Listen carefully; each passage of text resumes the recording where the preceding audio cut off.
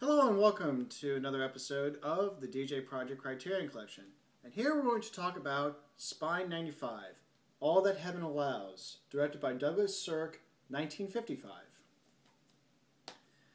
As I'm going to say numerous times, these episodes are all about my thoughts and impressions on these films. Whenever I talk about other critics or other views or what else has been said, it's trying to give you an idea of what other people have said and what can be generally perceived about a particular film or not. But in the end, what matters in these particular episodes are what I think and what these films mean for me. I may agree with some things that have been said, and I will point that out, and likewise, I will disagree with some things that have been said, and I will point that out. But what it comes down to is, what does this film do for me? What do I get out of this? And this is definitely a film where a lot of people have gotten some things out of this. This is an example. This film is an example of how you can create something that can generate a very deep, heartfelt response in a variety of different ways while playing to genre conventions. For its time, it was not looked on as anything particularly significant. It was, for Universal, this was a weeper film, and in the 1950s, those were the, I don't know, I think they were looked on. They're basically melodramas, was what they are, but they were called weepers at the time. I think they were looked on at the time the same way we nowadays look on romantic comedies, as something very generic, formulaic, by the numbers, here you go, and it's all done to appease a certain demographic or audience, and then that's really it.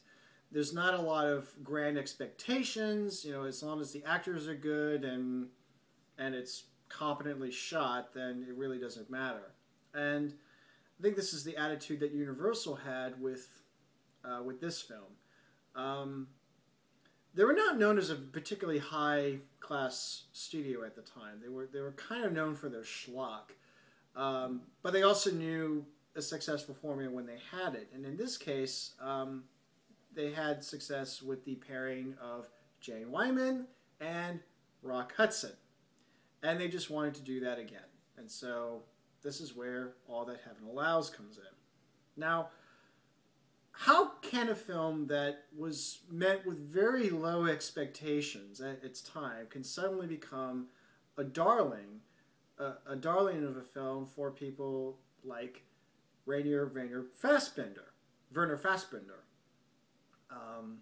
who so loved Sirk that he actually remade this film as Ali Fear Eats the Soul, which I have not seen, so I can't make any comments there. I kind of know I know that it's a remake of this film. And also would later be remade, and I did see this, it would later be remade partly into as Far From Heaven, directed by Todd Haynes, which I did see, and I didn't particularly like. So what is it about this film that... Okay, so in general, critics after this film came out have hailed it as in a variety of ways, including a comment. They've seen this as it's been seen as a feminist film. It's been seen certainly as a sociological critique on 1950s American consumerism and superficial social order. And yes, there have been plenty of people that have been amused by all the various double entendres that you can extrapolate concerning Rock Hudson. But what really matters here and now, and what I'm going to talk about, is what I like about this film. And yes, I do like this film. Yes, it is. Yes, it's superficial. Yes, it can be perceived as camp. But I think with camp, it really does boil down to whether you like it or not. If it's your type of camp. If it has certain characterizations or certain situations that you just find appealing or find amusing, then it's the kind of camp that speaks to you, or the kind of schlock that speaks to you. And this is certainly schlock that speaks to me. And this is also not to degrade what Sirk was able to do. And in fact, the brilliance of what he did was that he was able to take a stock film with a particularly laid out story and a particular set of characters, and he was able to turn it into something of his own. For him, what was really important were the visuals and the way things were edited together. And he fought very hard for that, and he left pretty much the rest of it alone, and didn't bother too much with it. So the basis of it is schlock, but he was able to add something more, which is why he's able to get why this, and certainly this film and the others that he did in the 1950s received the attention and the praise that he does. So what do I get out of this? And first off, why would I be interested in seeing this in the first place? Well, I also saw this in 2005, and I forget if it was I just saw the title and it just kind of caught my eye, and I thought, why not? And also that it was a Criterion disc, and I thought, okay, why not? Or if it was another recommendation from Professor Maximilian de Gainsford. I want to say it was more the former rather than the latter. So I got this, and right away, without any context whatsoever into who Douglas Sirk was, what these films were, what the response to these films were, I saw it right away as something very amusing for me. And what I get out of this film is it showcases what we tend to do, and not just in this. Not just in the 1950s and in this particular town called Stoningham. Basically, it's Hollywood, New England, is what this is. But we have this tendency not to look at someone on their own terms.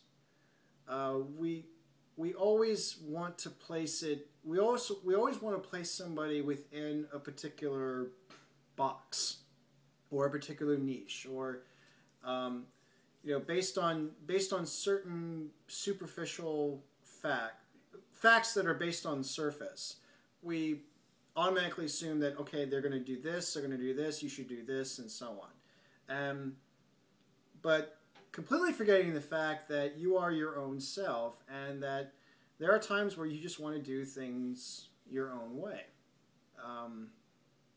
And this is made very obvious with the evocation of Henry David Thoreau and his book Walden. I don't like Thoreau in everything, but if you want to call Thoreau a stop clock, stop clocks are right twice a day, and so for me, it's the individualist aspect that I especially get out of this. The story itself concerns a widow who was once married to a, quote, pillar of the community. You're not entirely sure what exactly what he was known for and how he got his riches. We can safely presume that he was some kind of business executive or something, and he was also somebody that would give back to the community and be involved in various projects, whether he founded a school or founded a sports team or something. It's not really clear about what he did, but the point is that he's dead. He's not around, and he's been dead for a little while. And this was played by Carrie, played by Jane Wyman. She first notices her gardener, Ron Kirby, played by Rock Hudson. And slowly and surely, for whatever reason, that's not really made clear, but of course that's not the point, they're in love with each other. And this would eventually cause this tremendous scandal. For starters, she is a well-to-do. She's a wealthy widow, somewhat socialite, or at least has socialite connections. And of course, the country club would have a field day with with the fact that she is in love with someone who's a gardener. Shocking, shocking. Oh, I'm just going to faint. Not only a gardener, but someone who really does things his own way and really doesn't give a flying fuck about any of this. He wants to, he lives out in the woods, he grows trees, he likes trees and has an affinity for nature and really does not give a shit about what is considered proper and so on. And inspires others to go on this little enterprise, which maybe is part of the reason why this whole love affair arose in the first place. Carrie has this sense that she knows what she wants and she knows what she doesn't want. And basically her thing is that she feels like she's pushed more into doing things she doesn't want to do. And then Ron is an opportunity for her to do something that she would like to do. And then as soon as she wants to do that, everybody's like, no, you can't possibly do that. And they want to pull her back into this direction. And then she ends up feeling miserable. And then it's like, she should have just saved herself the trouble and just did what she wanted to do anyway. But of course, that's partly the point, is you learn to thine own self be true. So that's really what I get out of this. It's just this whole pushing and prodding and this insistence that you have to conform to a particular thing, or that you have to accept certain things, not because you yourself like it, but because it's expected. Which then leads into some of the characters. I mentioned a little bit about Carrie and Ron, but then there's the thing that I always get a kick out of are the people who want to pull her into a particular direction.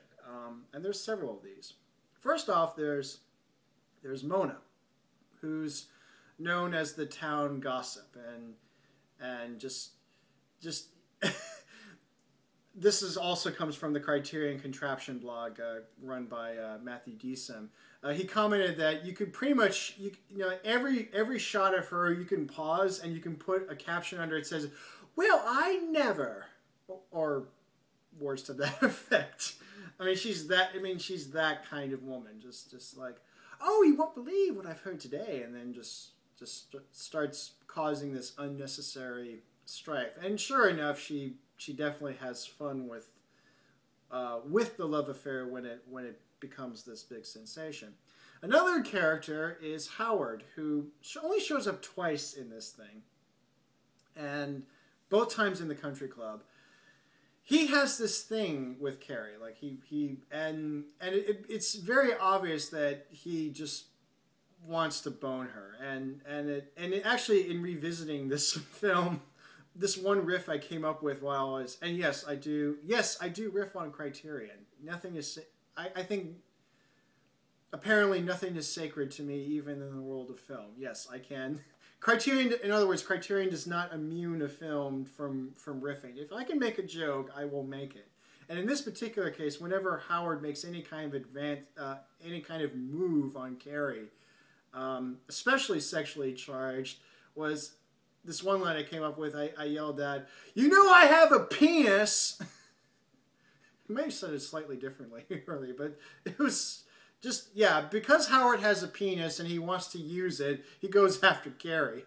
And he's total sleaze and not apologetic about it at all. And yet somehow there's a situation where the second time you see him, Ron is invited to the club, and the whole idea is to, maybe if everybody sees you and Ron together, they will accept him. Okay, you know how well this is gonna go. There was this tiff, and then it suddenly turned into this thing where there's this rumor. This rumor immediately started, even though people supposedly saw this thing happening. they all believed that Ron somehow attacked Howard. And to which I concluded, he may be a sexual predator, but he's our sexual predator, damn it. So it's all about who you know. And you can see why this is very amusing to me. Just the arbitrariness of superficial social orders. But at any rate, then I haven't gotten into the really interesting part. The interesting part, and the reason why this whole drama exists in the first place, is because of Carrie's children. Her older son, Ned, and her younger daughter, Kay. Both of them are college age, and Ned attends Princeton, and Kay works as a social worker. So for Ned, it's very much about learning the social graces. You know, if you switch the sexes, he would be obsessing over debutante balls. Is kind of Ned's thing. Already, this is getting entertaining. You'll know why soon. And then for Kay, because she deals with social work, everything is all about Freud. So just like Howard likes to brag that he has a penis, Kay can't stop talking about them.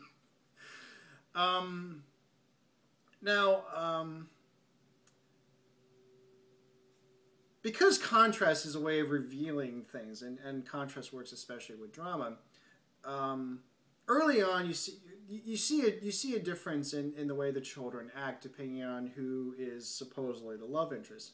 Something I forgot to mention very early on, as an example of people trying to pull Carrie into a particular direction. There's a man named Harvey, whom her children and maybe her friends think that he would be a suitable second husband. But it's also established that he's far from perfect. Yeah, he has all these things, but he's a really good match for you. It's like somebody selling you a used car, and then they want you to accept it as if it was a new car. That's not how that works, and that's insulting to everybody. But anyways, when the children entertain the idea, and they really can be called children, even though I said that they're college age, they act like children, giving a little bit away. But anyways, when Harvey is the perceived or the thought of next husband, Ned makes the martinis and it's all great, and Kay is all gracious and everything, and everybody's all fine. As soon as Ron comes into the picture and Carrie says, I want to marry him, again for some reason that we don't really quite know, but doesn't matter in this case. But as soon as that, Ned and Kay are just, and once they're told who he is, they're like, no, we can't possibly accept this. And so Ned makes the martinis reluctantly, and then Kay is a little bit unnerved, and then later on, when all the rumors were spreading around, they were affected by this as well, which leads into probably one of the most awesomely stupid and stupidly awesome temper tantrums given by Ned ever, where Carrie comes back after the whole country club fiasco, and Ned is just how dare you fall in love with her, and just comes off like a priss in a lot of ways. And in one line he says I think all you're looking at is rugged good looks, and remember Ron Kirby is played by Rock Hudson, so there's one of your many double entendres that you can extrapolate from this film. And yes, that does make it amusing. At another point, he says, like, there are certain traditions we have to uphold. And for that, I created this riff where I said, yeah, like giving money to America first. Yeah, there we go. Tradition. So yeah, he blows a fit. Kay blows a fit, and they all act like children. And Carrie being the noble mother she is, and I gotta care about our children, she breaks off the whole thing. Then comes Christmas, where she gets the following well, actually, before Christmas, she tells Kay that it's broken off, and she's happy, she's relieved by this. The way she tells Ned, she makes a call to him, and then eventually he answers it back. And while he's in school, and she tells him that, oh, by the way, I'm not gonna marry Ron. And then he's in his dorm room, and he says, "Oh, that's great. Listen, I gotta go to class, so I'll talk to you later." And hangs up. Really, this is. Remember, he was upset by all of this, and like, you've let him come between us, and then he hears, and then she does what he wants, or what she supposedly wanted, and it's like, "Oh, okay, that's great, Mom. Don't forget to send money, jackass." But here's the bombshell. It happens close to Christmas. Ned and Kay return home, and the first bombshell was Kay tells Carrie that she's going to be married to this guy named Freddie, and she tells him that the moment where she realizes that they were really in love was one of the days where they had this big fight, and this was after the whole rumor thing was spreading. So basically, it was telling her that, yeah, remember when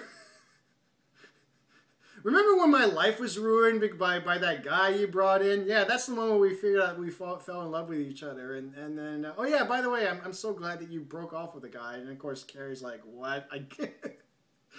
I gave him up for this? But wait, there's more. The other thing that happens is that Ned announces that this may be our last Christmas together, and that he was awarded an opportunity to study abroad. He's going to go to Paris for a year, and then he's going to take up a job in Tehran.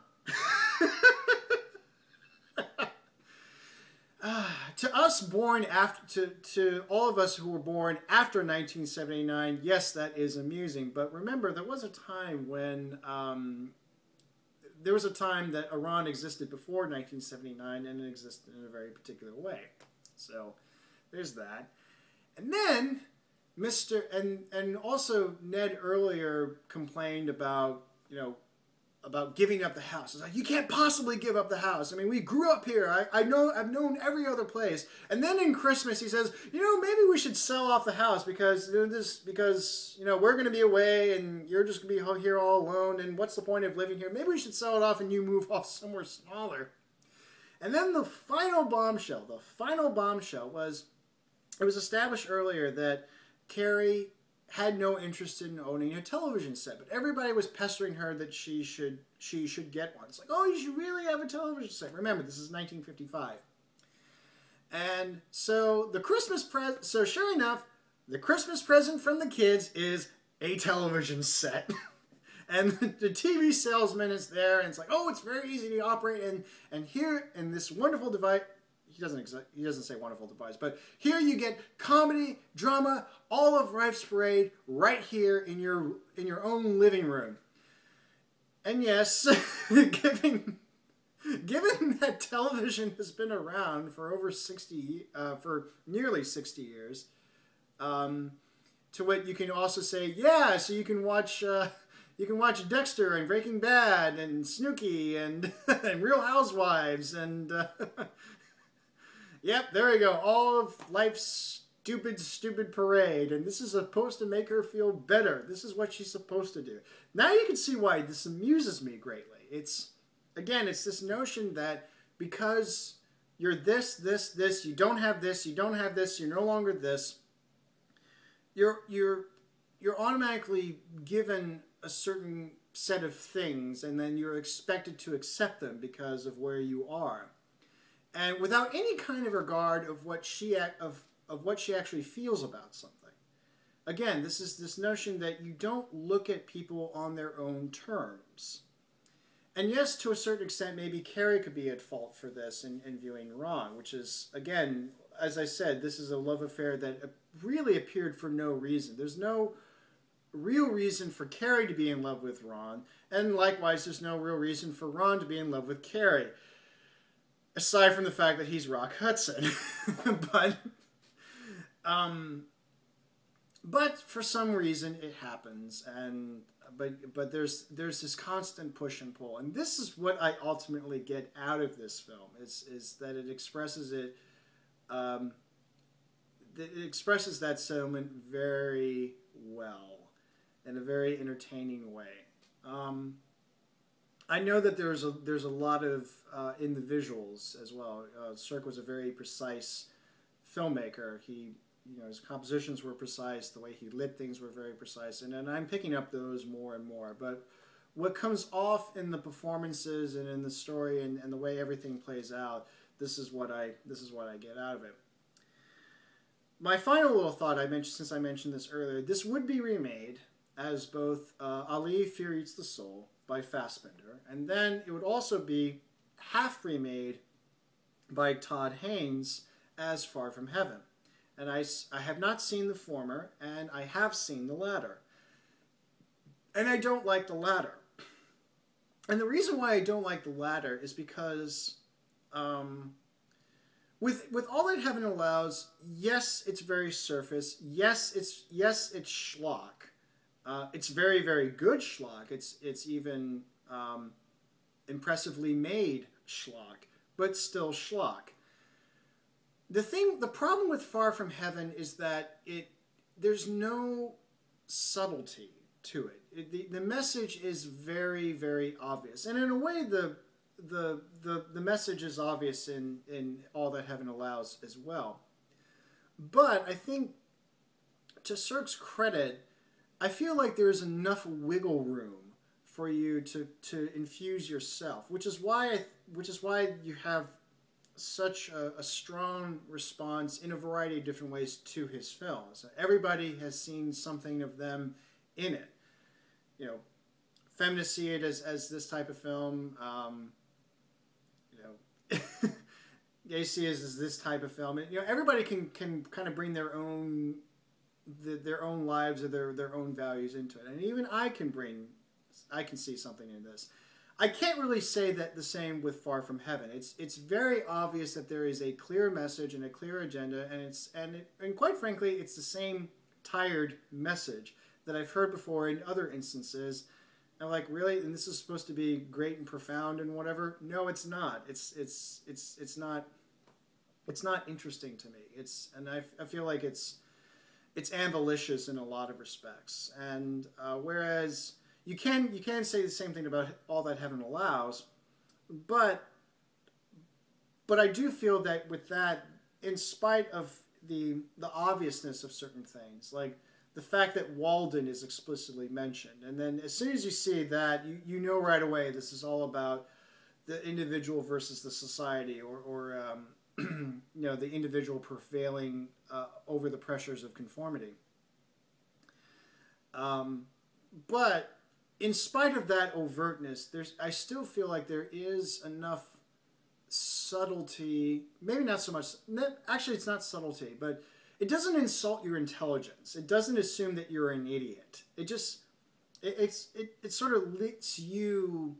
It lets you take it what it is, and lets you accept it. Whereas I think with Far From Heaven, it pushes it in your face, and you have to accept it on those terms. And it's like, really, what if I? Not that you should agree with what it's, or you should agree with what it's critiquing. It's just it's just avaricious. It doesn't it forces you to accept something rather than let you take it in. And I find that the best films certainly the better films are the ones that sort of let you come to that conclusion and not entirely force it on you. So yeah. But in the end, I think All That Heaven Allows is just very amusing. And so, I think what really matters in the end is whether I like a film or not, as I've said before.